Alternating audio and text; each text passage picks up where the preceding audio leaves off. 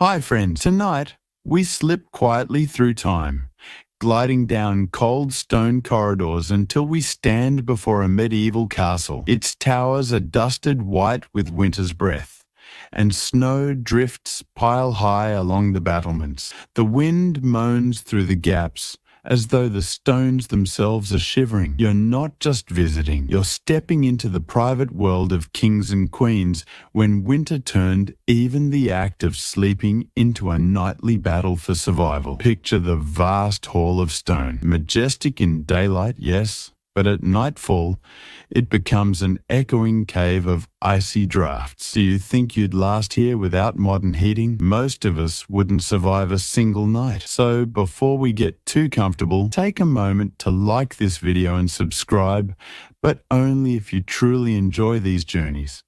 And let me know in the comments where you're listening from and what time it is right now. Now dim the lights, step with me into the royal bedchamber. The chill hits like a slap of water. The walls are thick, but stone holds cold the way a miser hoards coins. Torches sputter, their golden glow warming nothing above your knees. Even wrapped in furs, you feel that bite creep into your bones. A royal chamber should be splendid, yet in the dead of winter it feels more like a cavern.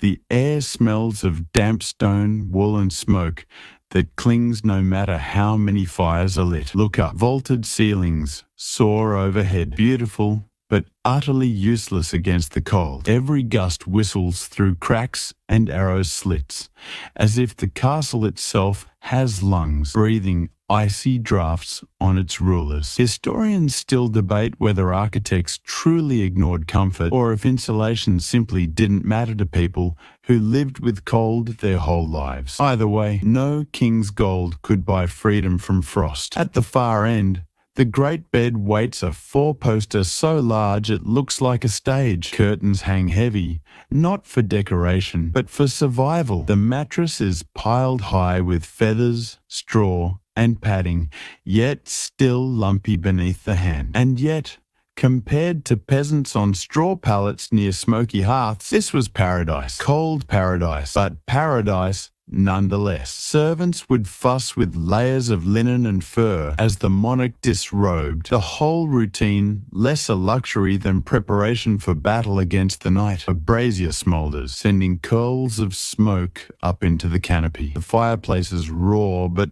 they're far too small to fight the size of the chamber. You tug your cloak tighter and wonder how anyone ever slept at all. But they did. Kings and queens, after all, were still human. They needed rest to command armies, sign decrees, or simply endure ceremony. So they curled up in fortress-like beds, each curtain tied close to trap every ounce of body heat. Inside, there was warmth. Outside the curtains, nothing but an icebox. History gives us details. Edward III of England in the 14th century had immense beds laid with quilts and furs. Even so, complaints of cold are recorded in his household accounts. And then the quirks. Some royals slept with dogs at their feet, not just for companionship, but as living heaters. Picture it, a ruler of realms, toes warmed by a panting hound. As the night deepens, your breath fogs in the air. Frost veils the stained glass windows.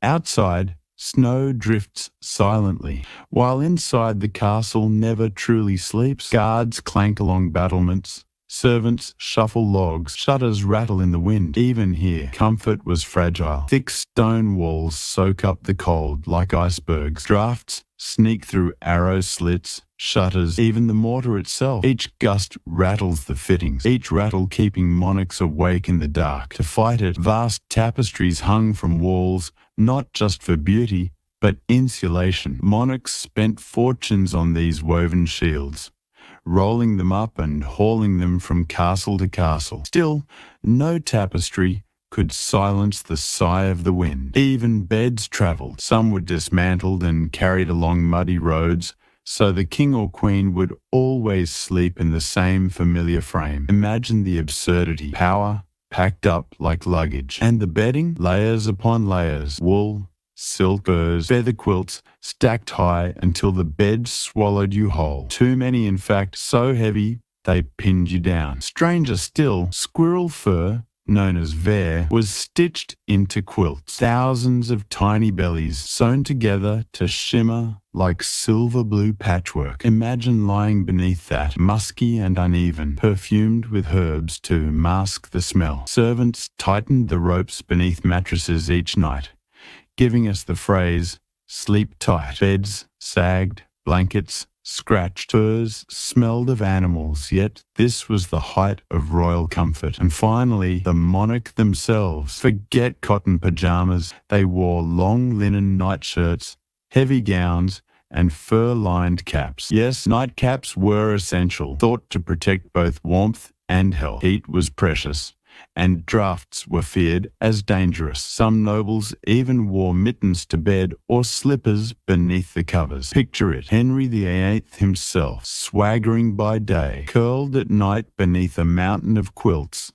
snug little cap pulled down tight, perhaps even gloves on his hands. For all the pomp of crowns and courts, sleep in a medieval castle came down to the same question we ask ourselves on a freezing night. Will this bed keep me warm enough to last until morning? Morning comes slowly in a medieval castle, and it doesn't arrive with comfort. You wake to the sound of boots on stone, the muffled clang of guards changing shifts, and the faint scrape of frost being knocked from shutters. There is no gentle sunlight spilling in, only the pale grey of a winter dawn, filtered through stained glass, now webbed with ice crystals. Inside the royal bed, you are cocooned under mountains of fur and cloth. But the moment you shift the curtains, the cold rushes in, stinging your face like needles.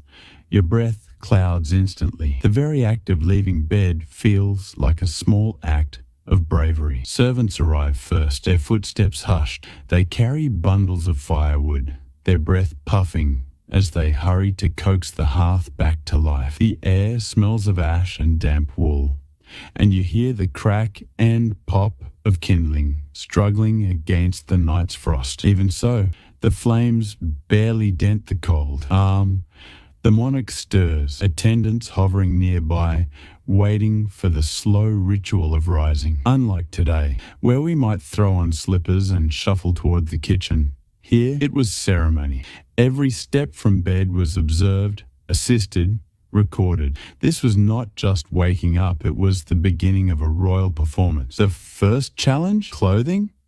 No one slept lightly dressed. Nightshirts, woolen socks, and fur caps were peeled away and replaced with layer upon layer. Linen chemises, thick hose, padded doublets or gowns. For queens, gowns laced tight. For kings, tunics belted firm. Dressing was as much about warmth as dignity, a quirky detail. Some monarchs, including Louis XIV centuries later, turned this into full spectacle, an audience called the levee, where courtiers watched the king wake, dress, and pray. In earlier medieval centuries, the ritual was smaller, but no less deliberate. Even in private, rising from bed was a statement of power. Now, imagine standing barefoot on those stone floors even for a second. The shock would bite up your legs like ice water. That's why rush mats or woven reeds were spread across chambers, thin insulation, replaced often because they rotted quickly. In winter, they added only the faintest buffer. Wealthier courts lined their mats with herbs like lavender or thyme, meant to freshen the air and mask the smell of damp straw. Still, nothing could truly soften the castle's chill. A servant might rush forward with warmed linens, heated by stones kept near the hearth, so the monarch wouldn't gasp at icy fabric against the skin. Imagine the relief of slipping into clothes that at least held a trace of warmth. Breakfast was no gentle start either. Forget hot coffee and pastries. In many courts, mornings began with a cup of spiced wine or ale, sometimes even broth thick with fat, something heavy, something warming, because the day ahead promised more cold. Bread, coarse but filling, might be dipped into the steaming liquid to soften it. Honey was a luxury, butter a rare treat in midwinter. And all this happened while draughts still found their way inside, even with fires stoked, tapestries drawn, shutters bolted, The castle remained a half-frozen fortress. Servants clattered about, shaking frost from clothing, hauling buckets of icy water, their fingers raw and red from endless labor. Meanwhile, the monarch prepared to face the day. Outside, courtyards were blanketed in snow, the sound of hooves crunching against frozen ground, echoing against stone walls. Horses' breath steamed in the air as stable hands stamped their feet to keep circulation. Every creature, human or animal, fought the same enemy, winter. And yet, for all this discomfort, ceremony pressed forward. The king might hold audience. The queen might preside over her household, all while layers of fur cloaks draped over their shoulders, fingers stiff with chill. No amount of gold, no embroidered gown could erase the cold that clung to stone. What strikes you most is how universal the struggle was. Peasants huddled in smoky huts, nobles in drafty chambers, kings in grand halls, all wrapped themselves in cloth and fur, all clung to firelight, all listened to the winter wind whistle through cracks in wood and stone. To be royal meant to endure it in splendor, not to escape it. The day begins in earnest, and the castle stirs like a giant beast waking slowly from slumber. The courtyards echo with the clatter of hooves, the clang of iron, the thud of axes breaking ice from barrels of water. Every sound seems sharper in winter air, ringing against the stone. Inside, servants scurry through corridors carrying steaming jugs and bundles of logs. Their breath clouds as they rush, for even indoors, warmth is a fleeting luxury. The great hall, where the royal household gathers, is vast enough to swallow sound. Fires roar at one end, but still, drafts sweep across the floor like invisible rivers. Meals are the next great ritual. Breakfast has been taken, but the true feast comes at midday. Imagine stepping into the great hall now. Long trestle tables stretch from wall to wall, rush mats scattered beneath benches. Smoke curls up to the rafters, blackening the beams with centuries of soot. The king and queen dine at the high table, raised above the others, their dishes more elaborate, their cups richer. The food, though, is dictated by the season. Winter limits everything. No fresh fruits, no green vegetables. Instead, salted meats, smoked fish, preserved fruits, bread baked from grain stored in cellars. Stews bubble in heavy pots, thickened with barley, flavored with whatever herbs survived drying. A quirky detail: spices, pepper, cinnamon, cloves were prized beyond measure, not just for flavor, but for warmth. Medieval people believed spices literally carried heat into the body. To eat a heavily spiced dish was not just luxury, it was medicine against the cold.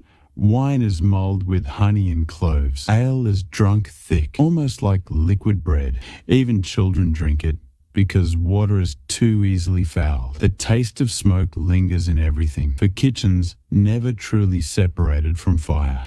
And yet, the scene is not just about eating, it's about display.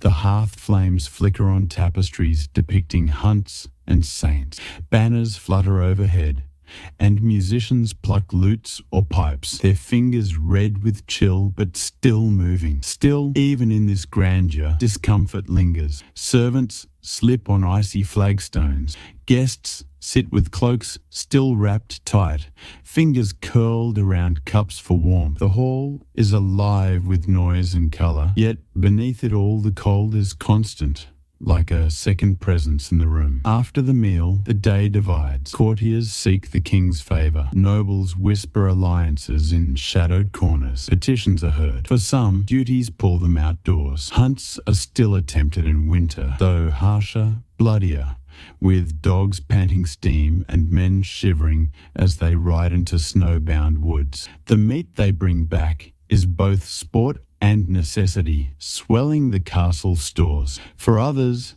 the day means the survival tasks. Servants drag heavy buckets from icy wells, scrape frost from shutters, repair torn furs, patch holes in boots. The smell of tallow smoke fills the air as candles are made or repaired. each one precious, each flame the difference between light and darkness. And for the royals, entertainment and ceremony, chessboards appear, dice rattle, minstrels sing. Yet even these games happen in heavy cloaks, hands stiff with cold. Reading aloud from manuscripts is another pastime, the voice carrying over the crackle of the hearth. One quirky fact: falconry was so beloved that sometimes hawks were brought indoors in winter, perched on stands near the royal seat. Imagine it a hall full of noblemen, cloaks drawn close, drinking hot wine while falcons shift restlessly on their perches, feathers gleaming in firelight. The castle itself feels alive with contradiction. Outside, snow smothers the world into silence. Inside, life hums, but always beneath the weight of cold stone. Each door that opens lets in a fresh gust of winter air, swirling down corridors. Each torch fights against shadows that stretch long across the floor. And so the day passes, not with ease, but with endurance. Meals taken, duties done, alliances whispered, servants sweating even as their fingers numb. The king and queen remain at the center, cloaked in ceremony, their breath fogging just like everyone else's. For all their crowns and banners, they too live in a fortress that feels as much enemy as protection. As the afternoon wanes, light drains from the sky with startling speed. In winter, the sun is a brief guest, slipping behind thick clouds long before the day feels finished. The castle windows' narrow arrow slits admit little glow, and so servants hurry to light torches, lamps, and candles. The castle seems to shrink in upon itself, shadows lengthen, flickering with each wavering flame. The great hall, once noisy with chatter, now grows quieter as courtiers disperse to chambers or gather again for the evening meal. This supper is lighter than the feast at midday stews ladled into wooden bowls. More bread, maybe salted fish, a wedge of cheese, fruit preserved in honey. If you were royal, you might enjoy sweetmeats, spiced wine, or a roasted game bird brought back from the hunt. If you were a servant, perhaps only thin broth and hard bread. But beyond food, evening brings a shift of mood. Outside, the cold grows sharper, the kind that cracks ice on water buckets and bites through cloaks. The air itself feels brittle. Within the walls, every fire is stoked high. Logs burn with deep, slow heat, but sparks snap like angry insects. Smoke curls and gathers in the rafters until the air is thick, your eyes watering as you squint through it. Now the castle becomes a world of firelight. Picture the tapestries glowing in orange and red, their figures seeming to move as shadows play across them.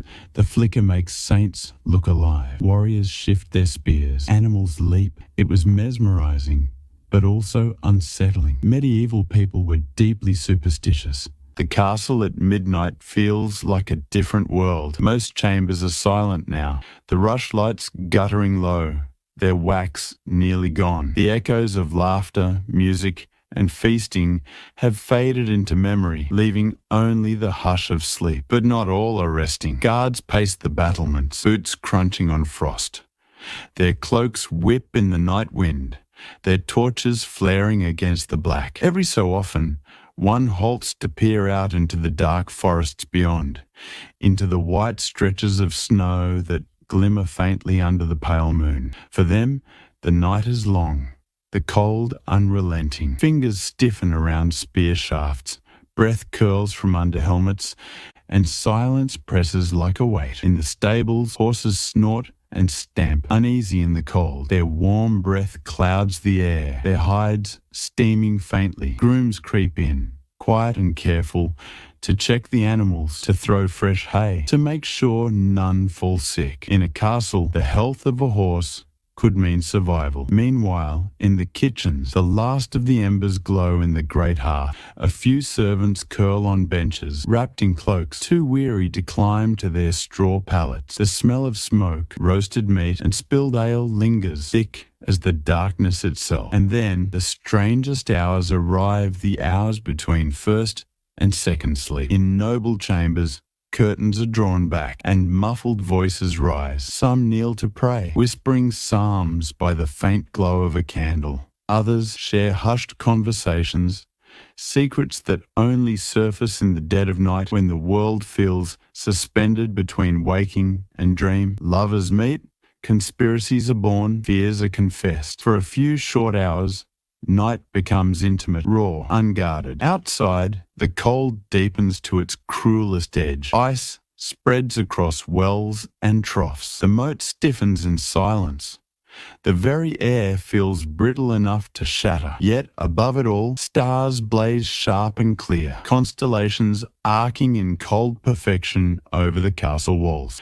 For those who dared look up, it was a reminder that life inside was small, fragile fires flickering against an infinite frozen sky. And then, at last, a shift begins. A grey light seeps into the east, so faint at first it could be mistaken for fog. The cock crows, echoing through courtyards. Servants stir, stretching limbs stiff from the cold. The fires are coaxed back to life with kindling and breath, smoke winding up once more into blackened rafters. The castle awakens again. Horses neigh, doors creak, buckets are carried, logs hauled, the cycle beginning anew. In the great hall, the hearth is fed until flames leap high, chasing away the chill. The king and queen will soon rise, wrapped in furs, their attendants bustling at their sides. It is morning in the medieval castle, but morning does not bring ease, only the promise of another day's endurance. The same cold to fight, the same duties to shoulder, the same long shadows of winter pressing against the walls. And so, life goes on. Each day a battle, each night a test, each dawn both relief and reminder. The castle stands proud, unyielding, but inside, its people are just as vulnerable as those who live beyond its walls. For in winter, the stone fortress was never truly a shield. It was only a stage upon which human resilience, fragile, stubborn, and enduring, played out against the endless power of the cold. Day after day, the rhythm continues.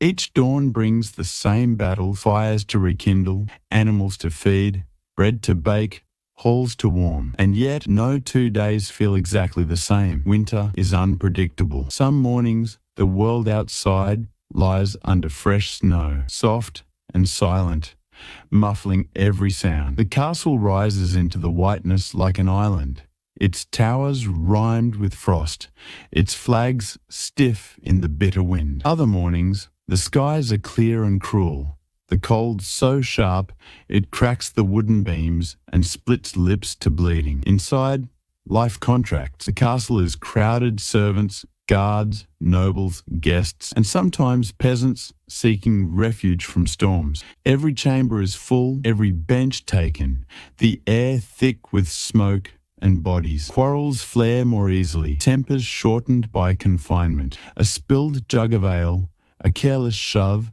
a sharp word, all can spark heated arguments that echo through stone corridors. Winter was not only cold, it was claustrophobic. Illness, too, lurks in the shadows. Coughs echo in halls. Fevers spread quickly in close quarters. A simple infection could become deadly.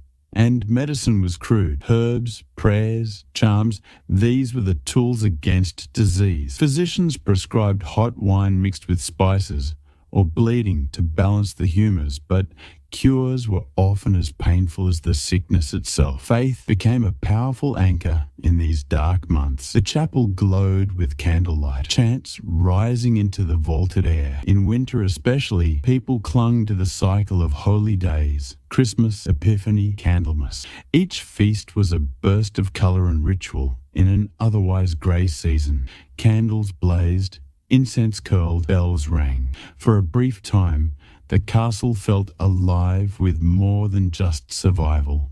It felt touched by eternity. Yet outside the chapel, superstition ran strong. Whispers of spirits haunting the halls, of omens in the frost patterns on windows, of witches lurking in the forests. A candle guttering suddenly in the night was a sign. A wolf's howl at midnight was a warning. The long darkness invited imagination, and imagination often bred fear. Amid all this, Small joys kept people human.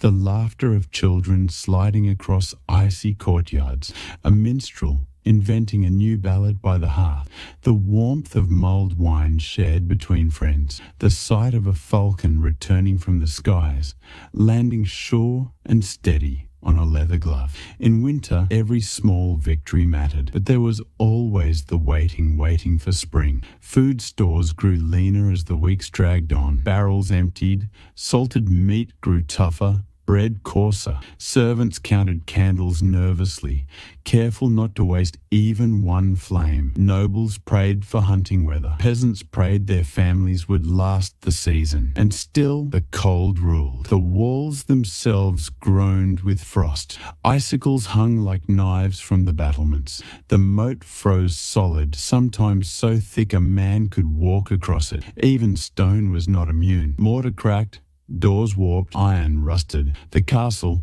proud and strong, showed its weakness under winter's grip, and yet always the fires burned. However small, however smoky, however fleeting, there was always a flame, a reminder that life endured, that stone and bone and spirit could survive another night, another storm, another month of winter's siege. This was the truth of medieval winter. Not endless feasting, not constant glory, but endurance. A struggle waged silently in every chamber, every courtyard, every heart. The castle was no fairy tale. It was survival carved into stone. A reminder that life endured, that stone and bone and spirit could survive another night, another storm, another month of winter's siege. This was the truth of medieval winter. Not endless feasting, not constant glory, but endurance. A struggle waged silently in every chamber, the snow that once blanketed every rooftop and courtyard softens, dripping steadily into rivulets that carve paths through the mud.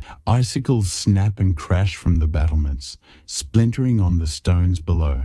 The moat, once solid ice, cracks like thunder, dark water re-emerging beneath the broken crust. Inside the castle, people notice first in the air. The bitter sharpness lifts, replaced with a damp, earthy scent. Fires still burn, but they are no longer desperate. Windows are unshuttered to let in pale sunlight. Servants throw open doors, and the chill wind is no longer only enemy. It carries the promise of change. The first green shoots appear near the walls, stubborn against frost, proof that life is returning. To medieval eyes, these signs were not just natural, they were divine. Spring meant survival had been granted. Prayers of thanks rose in the chapel. Bells rang louder.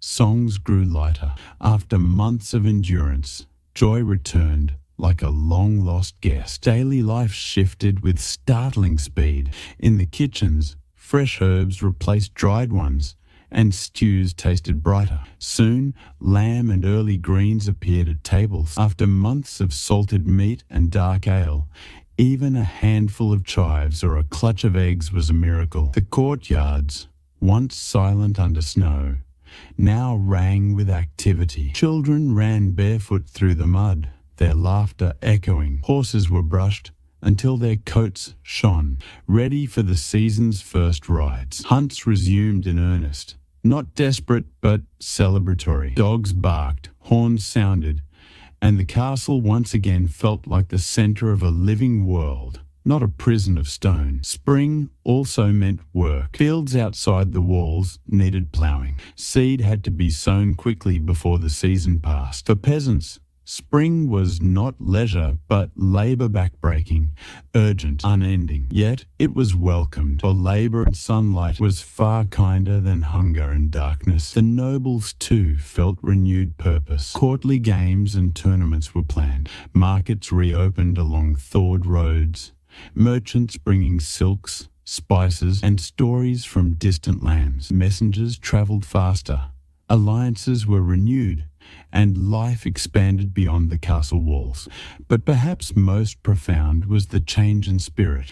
Where winter had bred suspicion, silence, and fear, spring loosened hearts. Songs were sung again, dances held in the great hall, banners unfurled in courtyards. The cold's heavy hand lifted, and in its absence people remembered laughter, music, even love. Still, The memory of winter lingered. The scars it left could not be ignored. Some had not survived. Illness and hunger always claimed their toll. Graves marked the passing season, a reminder of how thin the line was between life and death. Each thaw was not just a renewal, but a reckoning. Survival was celebrated not lightly, but with deep gratitude. And so the cycle continued. Winter had tested the castle, tested its walls and its people, and spring offered reprieve. But everyone knew the cold would come again. It always did. The question was not if, but when. Yet for now, there was light, there was warmth, there was the sound of running water, and the smell of tilled earth. The castle stood not just as fortress, but as home once more. Its people had endured the siege of winter, and in doing so, they had proven not only their strength, but their resilience. And that was the rhythm of medieval life. Hardship and relief, darkness and light, cold and warm. The seasons were not background, they were destiny. And no king, no queen, no fortress of stone could ever escape them. The seasons in a medieval castle were more than a backdrop. They were the heartbeat of existence, the silent ruler behind every feast, every prayer, every battle fought against hunger and cold. Winter stripped life to its bones. The castle, no matter how proud, was never invincible. Its stone walls could hold enemies at bay, but not frost. Its banners could inspire armies, but not warm a shivering child. Within those walls, everyone, king and servant alike, bent to the will of the season. The hearth fire became a shrine, food a treasure, light itself a gift beyond measure. And yet, the endurance of those long months forged something unshakable. Each gust of icy wind, each crack of frozen timber, each night survived within curtain-draped beds. All of it was a test, and to endure was to triumph. In winter, survival itself was victory. Then spring arrived, sudden and merciful. Snow retreated. Rivers surged with thaw. Fields called for seed and labor. Life burst forth in colour where once only grey had reigned, and the castle transformed with it from fortress of endurance into hive of activity, from silent stone giant into a place of laughter, work and song. This cycle, hardship, survival, renewal, defined the medieval world. It was written into the stones of the walls, into the smoke-blackened rafters of the great hall, into the stories sung by minstrels and prayed in chapels. The people knew that winter would always return, harsh and unyielding, but they also knew that spring would follow, as surely as dawn followed the blackest night. And perhaps that is why medieval life, though harsh, was filled with ritual, with faith, with gratitude for the smallest comforts. To endure was not just necessity, it was meaning. Every meal shared, every fire tended, every song sung in a cold hall was a defiance of the season, a declaration of life against the silence of winter. So when we picture those ancient castles, cloaked in snow, the seasons in a medieval castle were more than a backdrop. They were the heartbeat of existence, the silent ruler behind every feast, every prayer, every battle fought against hunger and cold. The night stretches on. Midnight in a medieval castle was not quiet in the way you might imagine. Darkness did not bring peace. It brought a new kind of vigilance. The castle was a living body, and even in its sleep, it stirred. Guards moved along the walls, their lanterns bobbing like restless stars. Dogs barked in the courtyard.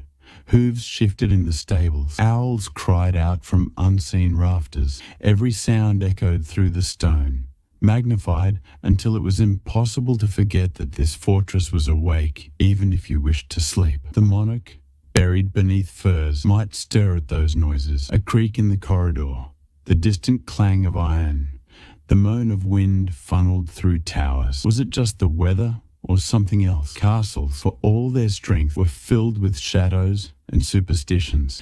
Imagine lying in the dark, a candle guttering low, convinced the cold draft on your neck was more than just the wind. For medieval minds, The night belonged to more than frost and silence. It was also the realm of spirits. Chroniclers wrote of ghosts wandering castle halls, the restless dead of battles past, or victims of treachery lingering in whispers. Servants, half asleep on pallets in side chambers, might cross themselves at a sound they couldn't name. Even royalty, schooled in power, was not immune to fear of what prowled unseen in the dark hours. And then there was the practical danger of fire. Those grand tapestries we spoke of, they were insulation, yes, but also kindling. A single torch knocked loose could turn the chamber into an inferno. Servants were tasked to keep flames alive but under control, feeding embers, shielding sparks. To fall asleep near a brazier could mean waking in smoke. To sleep too far from it meant shivering till dawn.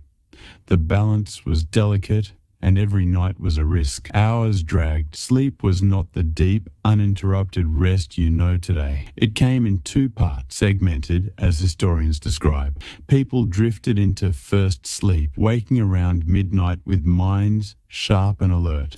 In those hours, kings might pray, queens might whisper confessions, common folk might stoke fires or even visit neighbours. Then came the second sleep, a return to slumber until dawn. In that gap between sleeps, the castle stirred quietly in ways forgotten by most of us now. Picture the royal chamber again. The king awakens, shifting under his mountain of covers. Attendants, dozing nearby, rise groggily to adjust furs or fetch hot spiced wine, thought to warm the body from within. A queen might murmur prayers, beads slipping through her fingers in the flicker of candlelight. Outside, the guards paused to stamp their numb feet, beating hands against their armor to bring back feeling. The castle breathes, alive in its midnight rhythm, and still the cold reigns. You imagine it pressing at every surface, walls, floors, windows, relentless and patient. It does not rage like a storm. It seeps, slow and steady, a conqueror without banners. Against it, the royal household arrays every defence. Heavy curtains, blazing hearth, layered garments, feathered beds. But the truth remains. The cold always wins. It simply waits, wearing down the body, chilling bones, stealing warmth breath by breath. And yet they endured. Every night survived was a victory. Every morning's frost a reminder of resilience. By dawn, the chamber would glow with pale light filtering through stained glass. The tapestries shimmering faintly, the fire reduced to embers. The monarch would rise, stiff but alive, stepping onto rush-covered floors with a hiss of breath. Outside, the world would still be locked in winter, but inside, life continued because it had to. Dawn arrives not as a burst of light, but as a slow surrender. First, the stars fade into grey. Then, a pale glow crawls across the frost-streaked windows. The castle seems to groan, as if weary from holding the cold all night. Rafters drip with condensation, where the heat of smouldering fires has kissed the ice. Servants stir first, for their day begins long before the monarch's. Barefoot or in worn shoes, they slip across stone corridors, their breath puffing visibly in the dim corridors as they hurry to relight fires. The great hall, empty and echoing in the night, now stirs with the sound of scraping iron as braziers are cleaned and fresh logs stacked. The air fills with smoke once more, this time not a beacon of survival, but of routine. One servant spreads fresh rushes on the floor reeds, cut from riversides, mixed with herbs like lavender or mint to mask the smells of damp and smoke. They crunch underfoot, offering the faintest comfort against cold stone. Meanwhile, in the royal chamber, the morning ritual begins. Curtains are drawn back, letting the weak dawn light spill onto the grand bed. The monarch lies heavy-eyed, limbs stiff from the weight of quilts and the chill that still crept in. Attendants approach with a reverence that borders on ceremony. To rise from bed was not a simple act of stretching and standing. It was performance. Layers of bedding are peeled back, and immediately the cold bites at exposed skin. The monarch might shiver, even gasp, and servants hurry to wrap a fresh robe of fur-lined wool around their shoulders. A basin of water is brought, not icy, for that would be cruel, but barely warmed, enough to wash face and hands in ritual cleansing. Steam rises faintly, curling into the cold air. Towels of linen are pressed close, rough against skin. Dressing itself takes time. Linen shirts, wool hose, thick gowns, each layer a defense against the draft that never fully leaves the room. The final outer cloak or surcoat is not just warm, but symbol, often embroidered or edged in fur to display wealth even in private moments. Caps are pulled tight, shoes buckled. A monarch never truly shed the armor of appearances, even when dressing for a day within the castle walls. By now, the castle is fully awake. The chapel bells ring, calling both royals and servants to morning prayers. Before food, before warmth came devotion. Imagine stepping into the chapel, the smell of cold incense, the echo of chant against stone, the soft shuffle of feet on flagstones still rhymed with frost. Breath clouds rise as voices blend in prayer, the faithful shivering in unison. And then, finally, comes the promise of breakfast. Do not picture golden stacks of pancakes or steaming coffee. Morning meals in the medieval world were simpler, sometimes nothing more than ale and coarse bread. For the wealthy, perhaps cheese, cold meat from the night before, or a warm pottage. Spiced wine or watered beer was common, safer than unboiled water. At the high table, the king or queen might sip from silver cups, while servants drank from wooden bowls in the kitchens below. All the while, fires roar higher, the great hall filling with heat that pushes back the night's icy grip. Tapestries ripple slightly as the wind outside shifts, but for a moment, inside feels alive again. Voices rise, plans are made, orders given. Life begins its march forward, as though the castle itself has drawn breath with the dawn. Yet, winter's presence never fully leaves. Step outside for a moment, the courtyard crunches with frost. Stables steam with the breath of horses. Icicles hang from the towers like daggers of glass. The cold lingers in every corner, waiting for night to fall again. For in the medieval castle, winter was not an event. It was a season of war, not with armies, but with nature itself. And so the day begins, as it always did, with survival first, ceremony second, and everything else after. By mid-morning, the castle has shaken off some of the night's shadows. The great hall, which only hours before echoed with hollow silence, now hums with life. Servants hurry back and forth with trays. Benches scrape across the flagstone. Dogs curl near the hearth, and voices rise in a low chorus of chatter. The monarch, already seated at the high table, receives messengers who step in from the cold, their boots caked with mud and frost. Every letter delivered, every whispered word carries with it the weight of survival news of supplies, disputes among villagers, or threats lurking beyond the snowy forests. Life in winter was always a negotiation. The steward paces the hall with his accounts, tallying grain, salted meats, and casks of ale. Supplies must stretch until spring, and each mouth fed is a calculation. Sometimes the hall's abundance, roasted venison, fresh bread from the ovens.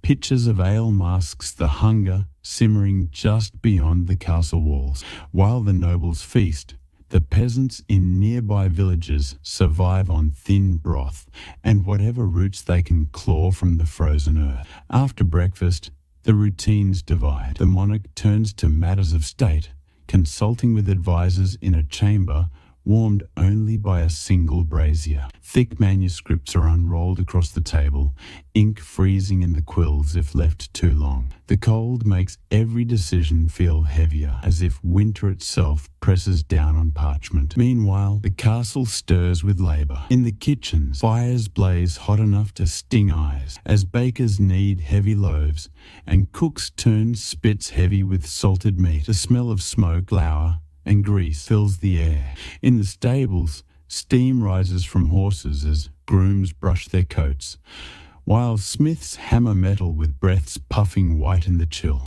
Children run across the courtyard, their laughter sharp against the air, before being called back by watchful nurses. Step into the workshops, and you'll find quiet industry women at looms weaving cloth, needles flashing in the dim light, fingers raw from the cold. Men mend armor, sharpen blades, and repair tools for the months ahead. Winter was not idle time. It was preparation, endurance, the steady fight to keep both body and spirit from breaking. Yet not all hours were labor. For the nobility, the castle offered diversions even in winter's grip. After prayers, knights might spar in the yard, their swords clashing in the crisp air, shields rimmed with frost. Others preferred indoor games, dice, chess, or storytelling by the fire. Music, too, lifted spirits.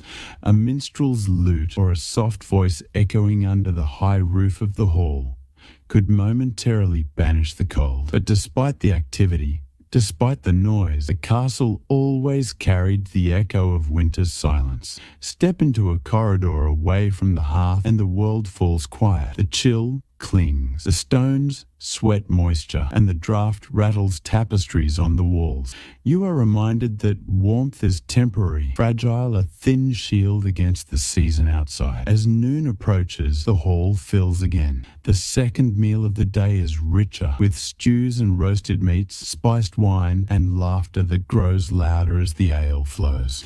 For a while, the castle feels alive, the cold beaten back by firelight and company.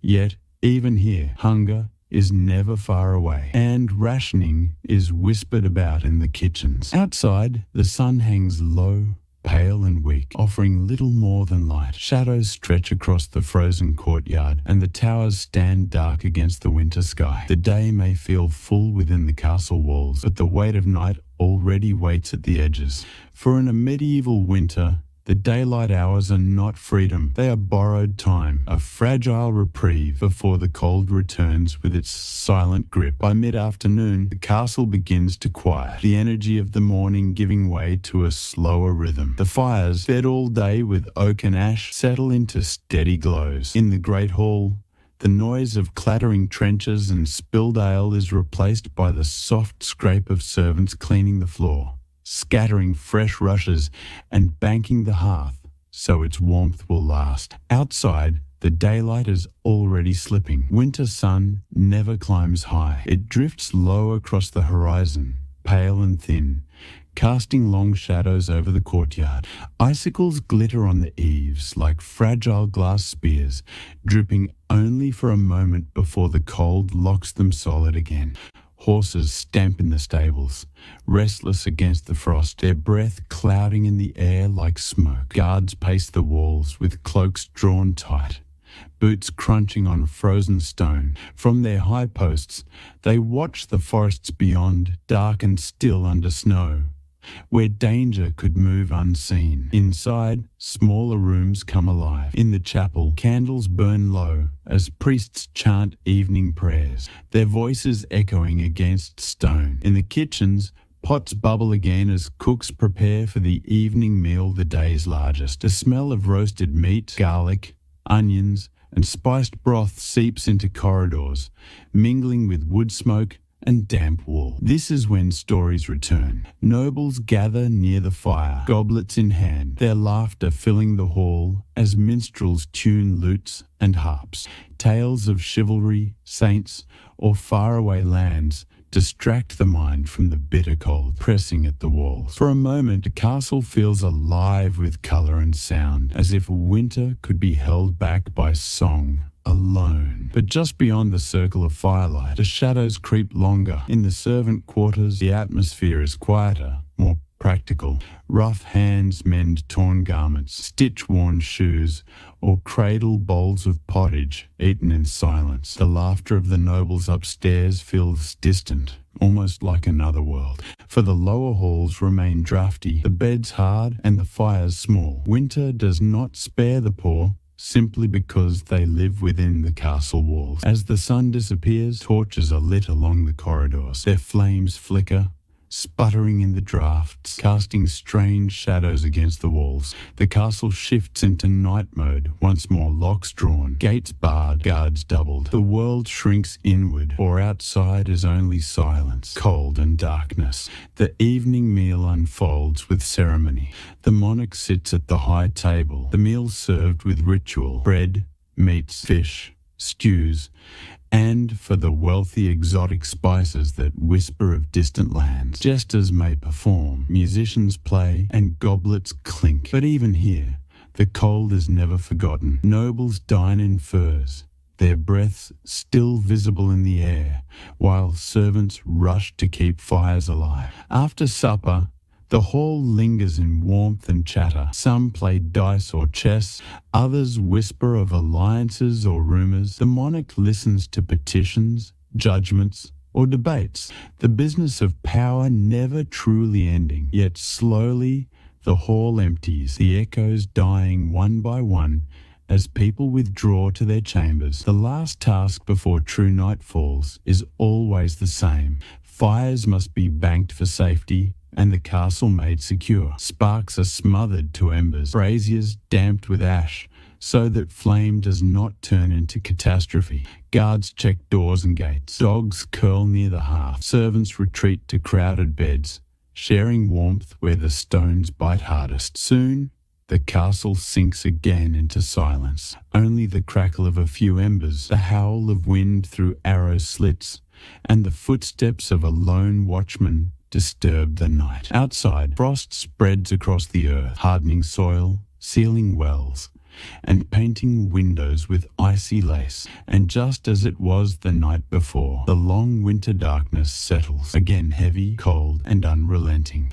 Inside these stone walls, survival becomes ritual, and every dawn is greeted not with celebration, but relief. For in the medieval castle, each night of winter was its own trial, and each morning that followed was nothing less than victory. The days pass, one much like the other, until time itself seems frozen with the frost. Each morning begins with the same ritual: the relighting of fires, the layering of wool, the dull ache of cold stone beneath the feet. The castle awakens, not with joy, but with duty. The people inside, noble and servant alike, fall into patterns of endurance. Supplies dwindle slowly, and each week the steward's voice grows sharper as he counts barrels and measures grain. Salted fish grows tougher, bread grows coarser, and the meals, though filling, lose their cheer. Meat is rationed, ale watered down. For the nobles, this means fewer luxuries. For the servants, it means hunger pressing tighter each night. The work never ends. Men mend tools and weapons, preparing for spring campaigns. Women spin wool and weave cloth, their fingers chapped and red from the cold. Children carry kindling, fetch water frozen in the well, or huddle close together for warmth. The very walls seem to echo with the hum of labour, punctuated by the crack of wood on the hearth. Beyond the walls, the villagers struggle more. Messengers bring word of fields buried in snow, of livestock lost to frost, of families burning furniture for heat. The castle, strong and tall, stands as a beacon of survival, but it is also a reminder of distance. Those inside have stone walls and fires. Those outside have only thatched roofs and prayer. And yet, even in the bleakest days, life seeks a way to remind itself of hope. Festivals mark the calendar: the Feast of Epiphany, Candlemas, the turning of the year. In these moments, the hall bursts alive with music, laughter, and the sense of feasting. Candles blaze, torches line the walls, and for a night, it feels as though winter has been defeated. Children chase each other in the glow of firelight.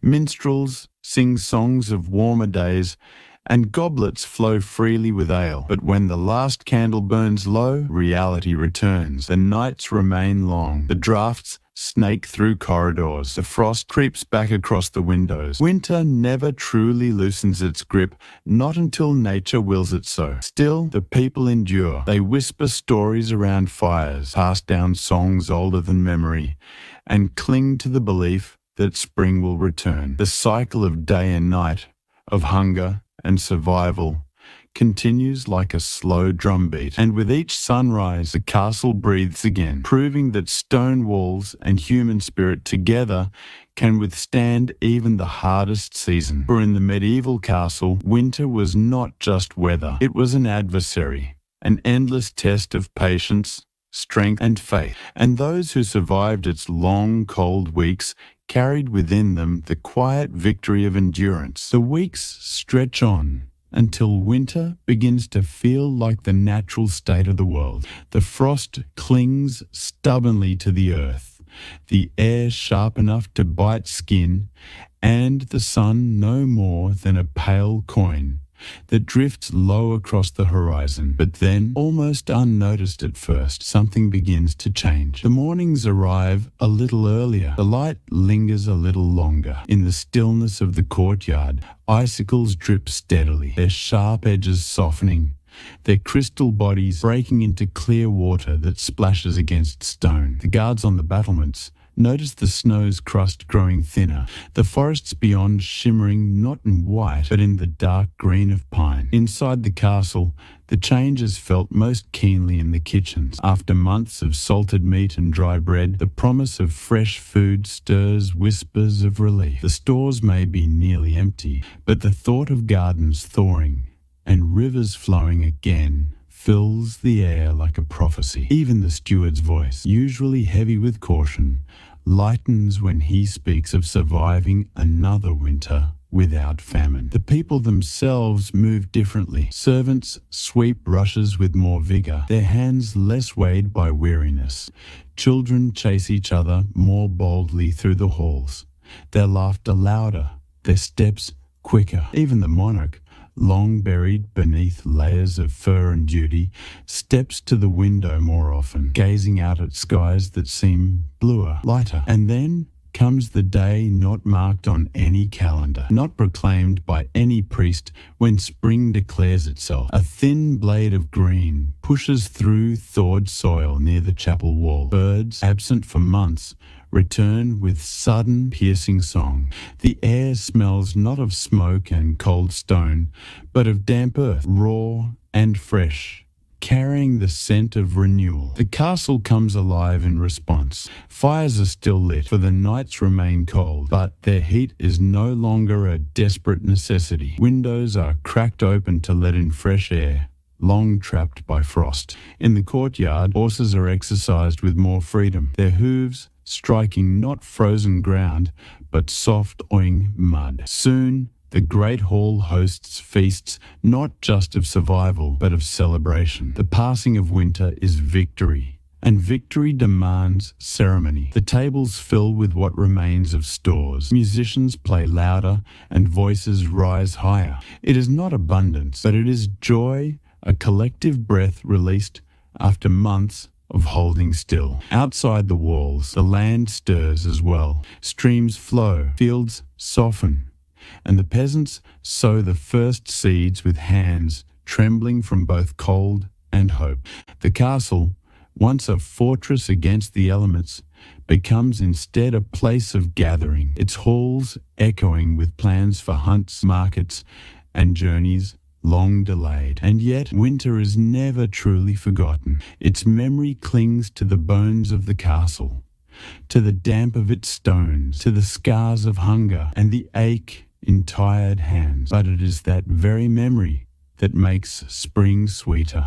For in the medieval world, surviving the winter was never guaranteed. And when the thaw came, it was not taken for granted. It was cherished, celebrated, and remembered as proof that endurance had carried them through. The castle, once shrouded in silence and frost, now hums with life again. And with each passing day, the darkness of winter retreats a little further into memory, until it becomes a story told by firelight, a story of cold, hunger, and survival, always ending with the same truth. Spring came, they endured, and life, stubborn and unyielding, went on. Spring stretches wider with each passing day. The castle, once hushed under winter's silence, now vibrates with activity. Fields outside the walls, long barren and white, are furrowed by oxen. Seeds scatter into the soil, carried in the calloused hands of peasants whose faces lift gratefully to the sun.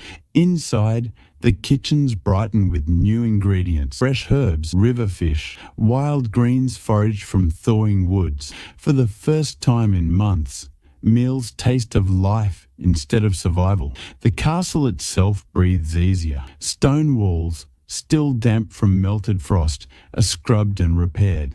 Tapestries and clothing are beaten clean and hung in sunlight. Nobles, long trapped indoors, ride out into the countryside. Hunts are organised, banners flutter, and horns echo across the fields. The sound of hooves on soft earth is like music after the long silence of snow. By summer, the world is transformed. Heat floods the courtyards, torches are left unlit, and doors stand open to let breezes pass through.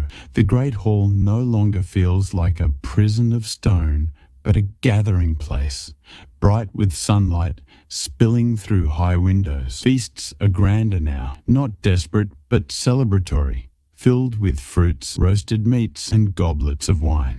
Music lingers into the night as laughter rises freely. The work is relentless, but it is different than in winter. Armor is polished, horses trained, and soldiers drilled beneath clear skies. Farmers labor in fields from dawn to dusk, peasants reap hay and grain, and the castle fills with the sound of carts rumbling in and out, loaded with food for storage. Summer is a season of preparation to eat, to live, and to fill the storerooms for what everyone knows will come again. Autumn arrives not with sudden cold, but with a sharpening of air. The harvest becomes the heartbeat of life. Wheat is threshed, apples gathered, grapes pressed into wine. In the courtyard, the steward oversees casks being sealed, salted meats hung, and baskets of vegetables stored away. The kitchens smell of smoke and spice as food is preserved, salted, dried, or pickled.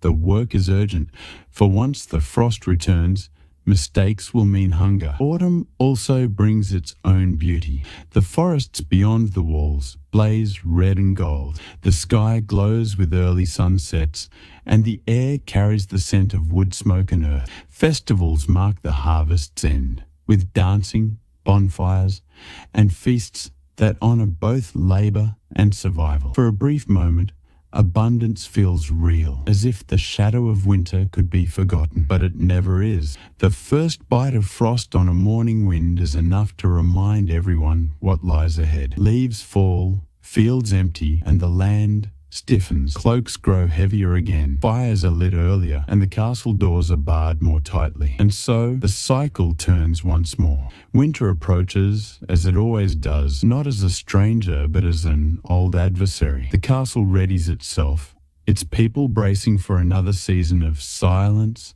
hunger, and survival. Yet each year, the memory of spring and summer gives strength. They know that beyond the longest nights, beyond the frost and the hunger, the earth will soften again, life will return, and the castle stone, stubborn and unyielding, will endure. The cycle itself becomes the true ruler of the medieval world. Kings and queens might sign decrees, declare wars, or hold court, but all their power bent eventually to the turning of the year. Spring dictated when seeds must be sown. Summer commanded harvest. Autumn demanded storage. Winter enforced silence. It was a rhythm no crown could escape. Within the castle, every corridor, chamber, and courtyard carried this rhythm. In spring, children raced barefoot across thawing grass, their laughter echoing beneath high stone walls. In summer, courtyards rang with blacksmiths' hammers, their sparks flying like fireflies in daylight. In autumn,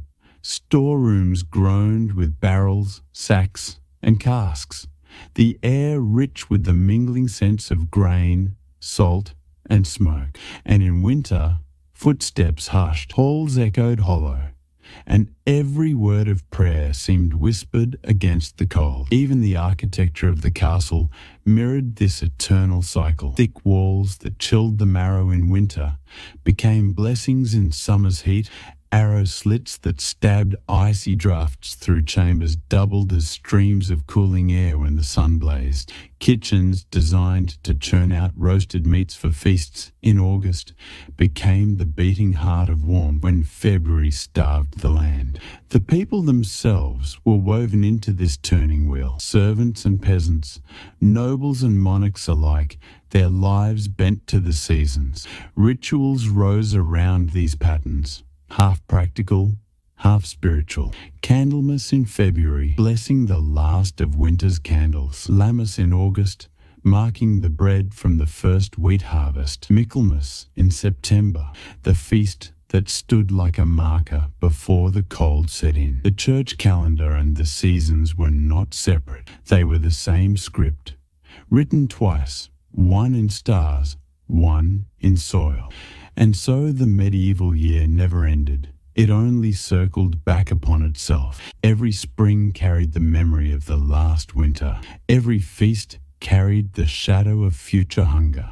Even in times of joy, there was an edge of preparation. Even in hardship, a thread of hope. Perhaps that is what made medieval life both fragile and enduring. Fragile, because no fire, no wall, no wealth could silence the cold. Enduring, because people adapted, endured, and passed down stories of survival.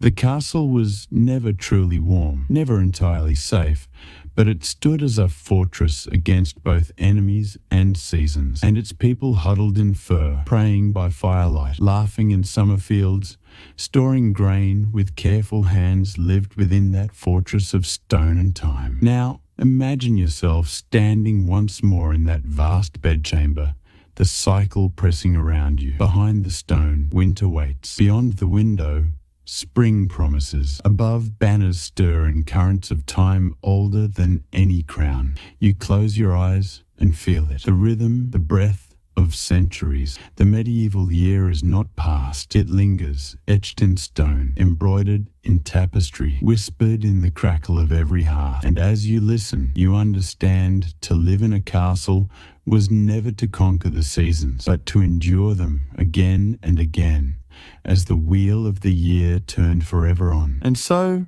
here you are, standing in silence as the last torch flickers low. The great chamber is hushed, save for the groan of wind against shuttered walls. Outside, snow drifts pile higher, swallowing the world in white. Inside, the royal bed looms, its curtains drawn, its occupant swallowed by layers of fur, linen, and dreams. You step back, your breath fogging in the air. For all the wealth, the tapestries, the carvings, and the ceremony, the truth is unavoidable. The castle is cold, the night is long, and winter always wins. Kings and queens may rule, but the seasons command. As you turn away, you realize that these stones, damp, ancient, unyielding, have felt this cycle for centuries. They have outlasted rulers, wars, and crowns. They will outlast you too. The castle does not bend to time. It carries time within its walls. The torch sputters once more, then dies, and the room is swallowed in darkness. You hear only the wind, the whisper of centuries, and the faint rattle of shutters. The medieval night has claimed its silence, and with that our journey ends. But the cold remains.